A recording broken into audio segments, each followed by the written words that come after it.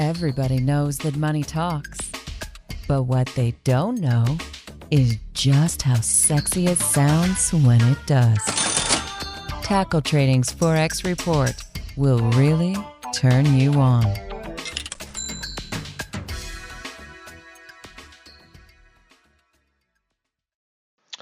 Matt Justice here for Tackle Trading to bring the Forex Report for August 24, 2015. And what a historic day we had today. The fifth longest market ever without a 10% correction seemingly had a 10% correction in one day in the S&P 500 as well as all the other major market indexes. Done videos out there on the market on what happened today.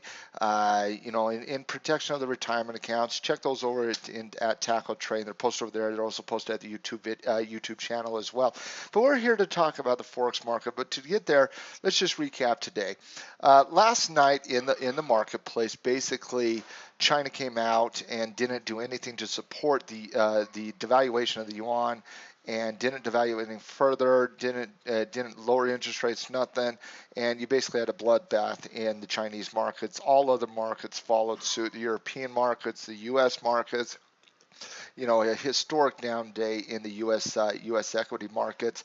But here's the thing I wanted to talk about in the U.S. marketplaces.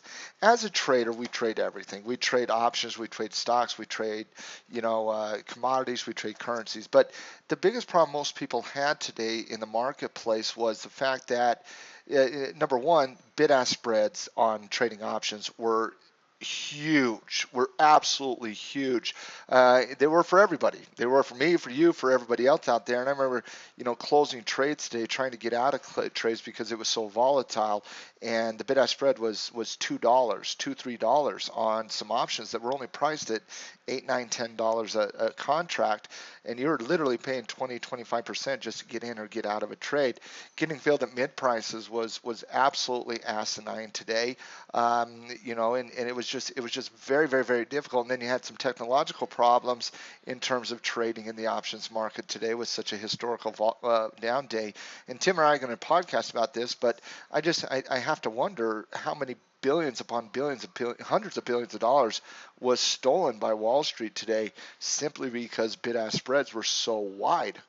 And market makers just getting paid just a mint to get to take opposite end of transactions. But you know what was always very, very liquid today, and what was always easy to get in and easy to get out? It was the futures market, the S&P mini. It was also the Forex market.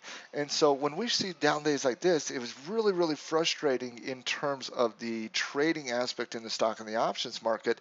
But in the futures market, it was liquid. In the commodities market, it was also very liquid.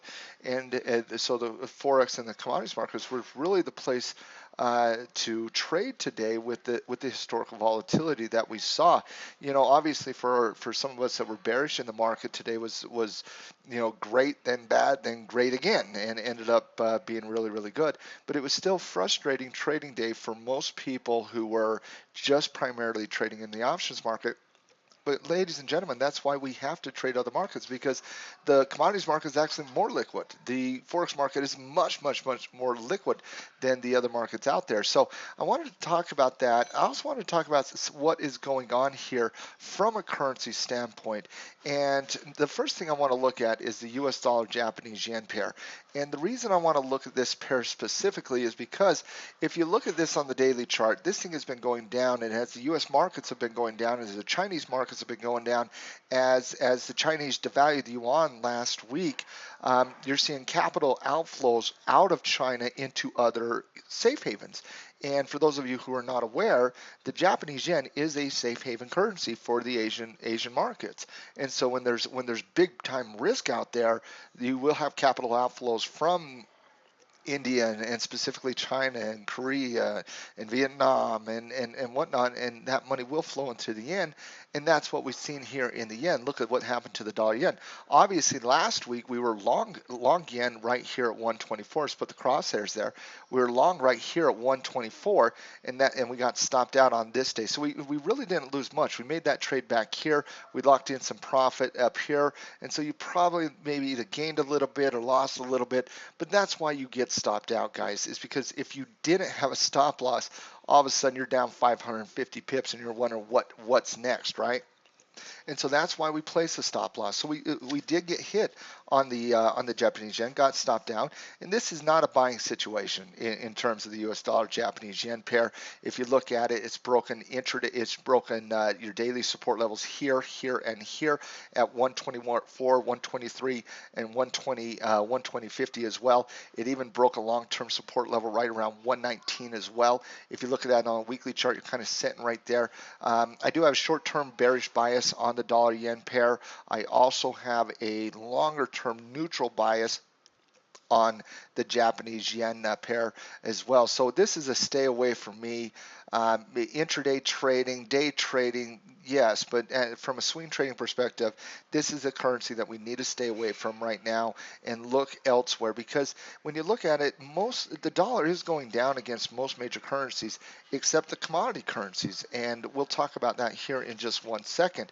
Also, in terms of the commodity currencies, if you look at the commodity currencies here on the CAD, we had a trade last week and 2 weeks ago as well. We had a trade last week and 2 weeks ago that we went long. We said it was an ongoing trade just recently, and this is still an ongoing trade for me. For the Forex Report. When you're looking at that, we're up about 200 pips from last week alone. We got some gains to play with, and we just broke out today of the 132 mark. So we're above the 130 mark, which is a very important now. 132 is a very important mark. Broke out on a wide body. Don't expect much movement on this until tomorrow. However, this is an ongoing trade for me on the Canadian dollar, so we're going to say that is an ongoing trade. However, I think it's appropriate to start rolling up that stop loss from the underneath the 130 mark, where we had the stop loss underneath 130.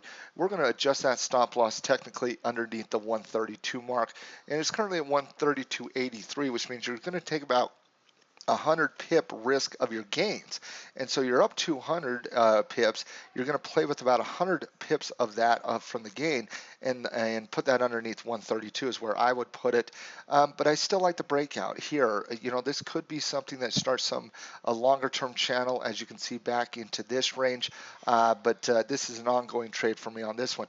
The one that was really the home run for us last week, though, was the other commodity currencies. If you remember, 2 weeks ago, we went long on the euro against the Australian dollar. We went long on the dollar against the Australian dollar, and we went short we went long Australian dollar, Japanese yen. We got stopped out of the Japanese yen pair, and we didn't make a trade on that one last week. However, we did say in the Forex Report that the other two trades, the euro and the US dollar, was going to be an ongoing trade against the Aussie dollar. And you know what? If you're looking at here, you're up about 200 pips on the dollar against the Aussie dollar, but that's not the big one. The big one here is the euro Australian dollar. What a trade on this currency last week. What a call on it with the ongoing trade and the trade we made 2 weeks ago.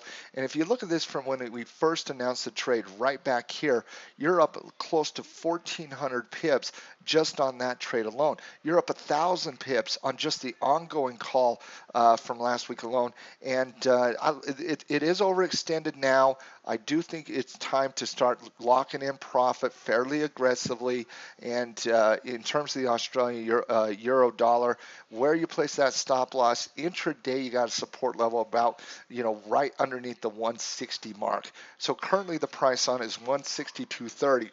You do not have intraday support until underneath the 160 mark here, which means you'd be trailing up that stop loss somewhere in this range within the middle of the candle, locking in profit. And if you get stopped out there, you're still up 1,200 pips on from the time we entered the trade. You're still up 800 pips from the time we called it as an ongoing trade last week. So we're just going to keep those two ongoing with the trailing of the stop loss. The commodity currencies really got beat up this past week, and especially today with all the turmoil and the volatility of the marketplace. So no new trades here, and most likely no new trades are going to be announced this week in the Forex Report. More about just ongoing on the commodity currencies as well. The next one we want to look at is the euro dollar here. The call last week on the euro dollar was this, and it was very, very specific. Above 110, we're a buyer.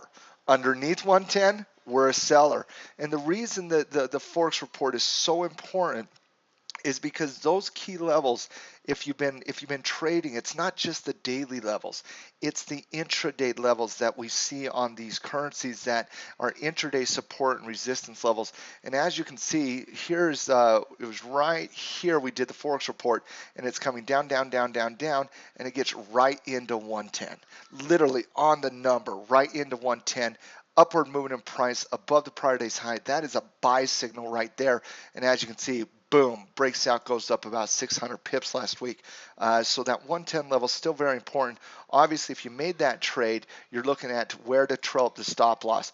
This right here at the 114, 115 level, that breakout is a buyable breakout. Now, I probably wouldn't do anything until the European Open. And regardless of what you think about the euro, price action doesn't lie. And what we're seeing right now is price action of the euro is starting to change, starting to go up. And this is for the first time in the last probably 4 months. I do have a slightly bullish bias on the euro right now. It did hold the 110 level. It broke out of the 114, 115 level, and currently sitting at 115.80, 115.80, 115.90. And I'm going to wait till later on today. So if that's a trade you did make, that is obviously an ongoing trade. Trailing up the stop loss in that, you're probably looking right at this level, at the 115.30 level. Good intraday support right there. Stop loss trailing right underneath that level, right underneath this. That playing with the gain there. So we're looking at that as well. We didn't have a trade on the Swiss franc. No trade on the Swiss franc this week. And looking at the currencies and the dollar index, guys, the one thing I'll say is this is a week to not take risk. This is a week where you lower your position size. This is a week where you are very cautious in your trades. This is a week where if you normally take a $1,000 position, you take a $400 position. It is going to be extremely volatile over the foreseeable future in all marketplaces, commodity, stock, options, currencies. But that doesn't mean there's not opportunity out there. You got to put yourself in a position so that you do take advantage of these movements here at the 110 level and above. But you do take positions on the euro against the Australian dollar and so on and so forth. So to recap, in the Forex report this week, guys, there's no new trades. I do not see a swing trading opportunity out there to get into something. The euro's overextended. The yen is overextended. The pound is even slightly overextended as well. The Swiss franc, very overextended.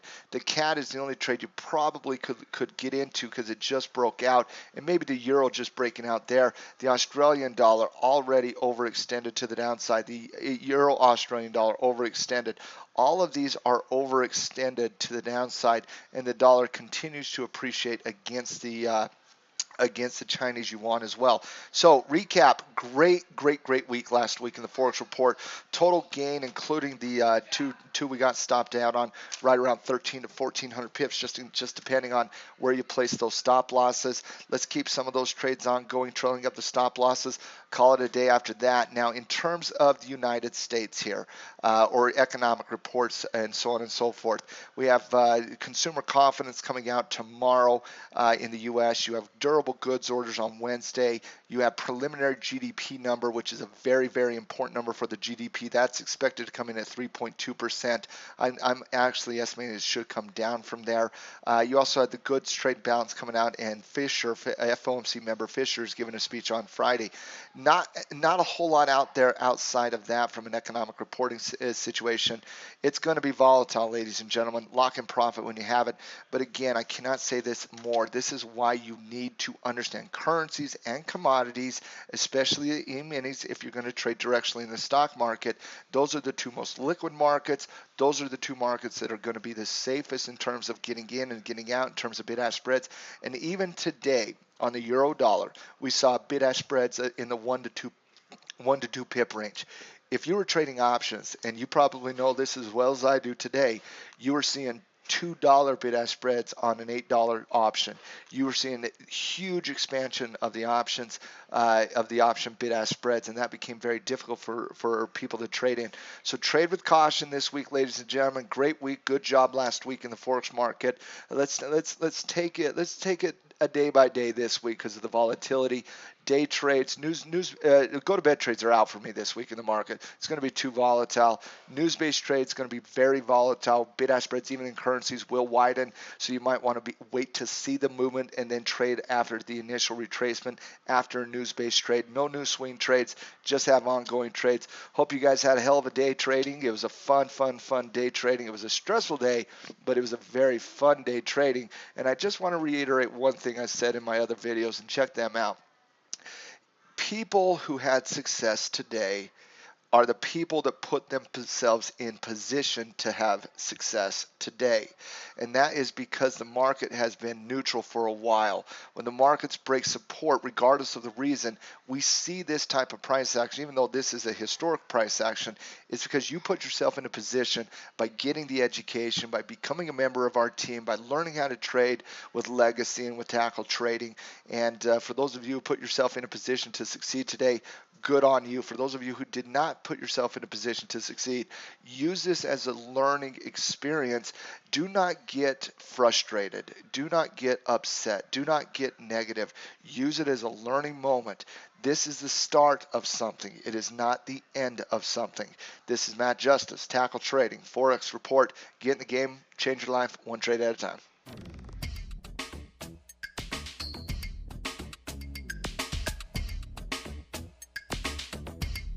It's true what people say. Money talks. With Tackle Trading's Forex Report, you'll always be privy to the conversation. Ooh.